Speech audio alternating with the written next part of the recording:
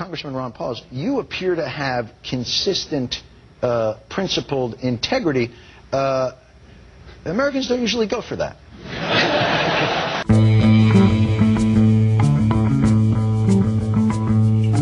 How are you going to stand out tonight? Well, I guess just telling the truth like I did last time.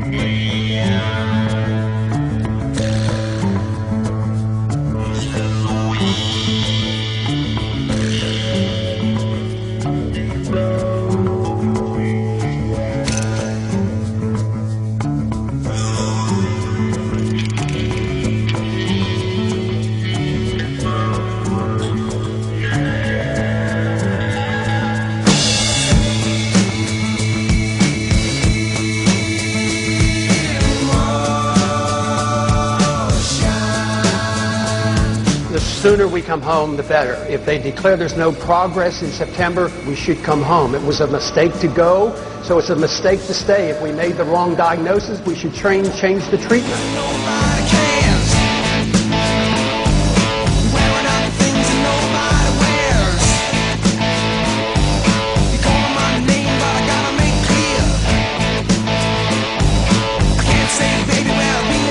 The biggest incentive for them to take upon themselves the responsibility is just for us to leave. We don't need to lose 100 men and women every month who want it done. You want them to take over, you've got to give them an incentive. So I think we should immediately stop patrolling the streets. That's a policeman's job. It's not the work of the Army.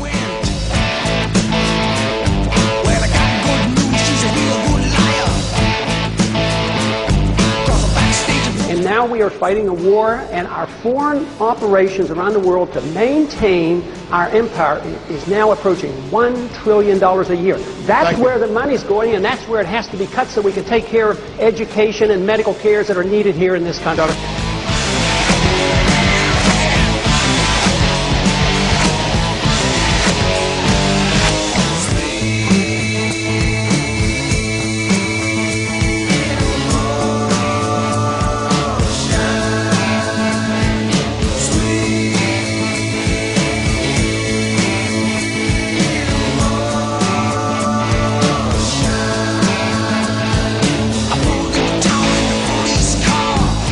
I mean, we've got a pretty good economy going here, right? I mean, we've got productivity soaring. We've got retail sales that are strong. We've got corporate earnings that, for what, the 19th quarter, are up double-digit. That's nice, but when you have to borrow, my personal finances would be very good if I borrowed $1 million every month, but someday the bills will become due.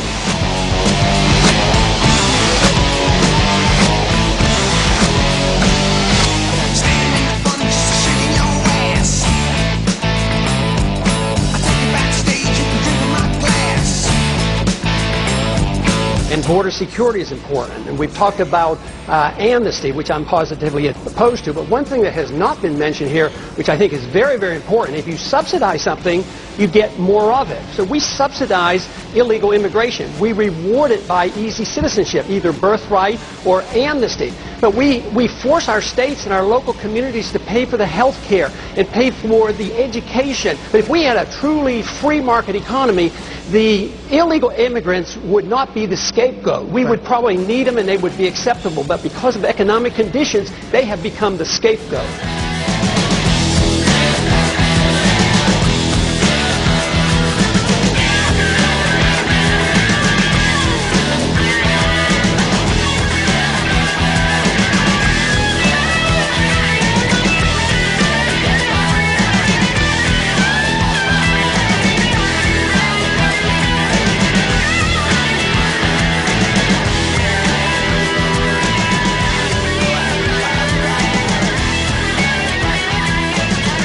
Congressman Paul, what's the most pressing moral issue in the United States right now?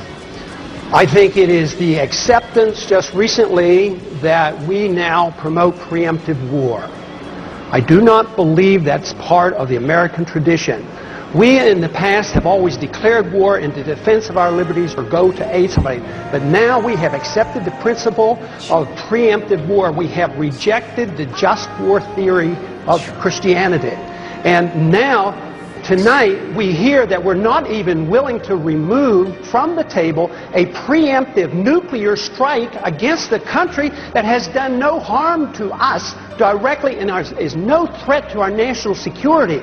I mean, we have to come to our senses about this issue of war and preemption and go back to traditions and our Constitution and defend our liberties and defend our rights, but not to think that we can change the world by force of arms and to start war. We succumb to the temptation to protect oil interests by literally going out and fighting wars over oil. We have a lot of goodness in this country, and we should promote it, but never through the barrel of a gun. We should do it by setting good standards, motivating people, and have them want to emulate us. But you can't enforce our goodness like the neocons preach with an armed force. It doesn't work. Woodrow Wilson was telling us about that in promoting democracy a long time ago. It doesn't work, and we have to admit it.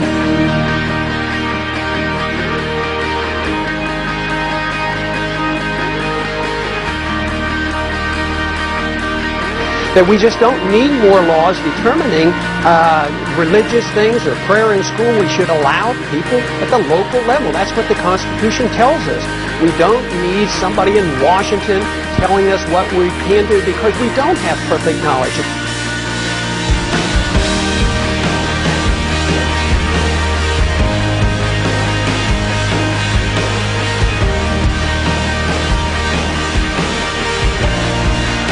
We don't get our rights because we're gays or women or minorities.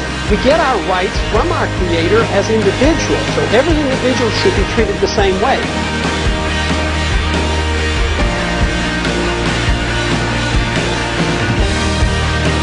See a stream down your face when you lose something you cannot replace. If America was a smarter country, wouldn't you be leading in the polls? I would introduce this novel idea that we ought to follow the Constitution. There are still a few Americans that believe in it. A humble foreign policy, no nation building, don't police the world.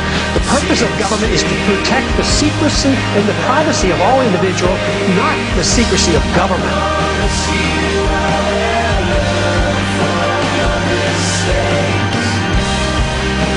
The freedom message brings us together. It doesn't divide us.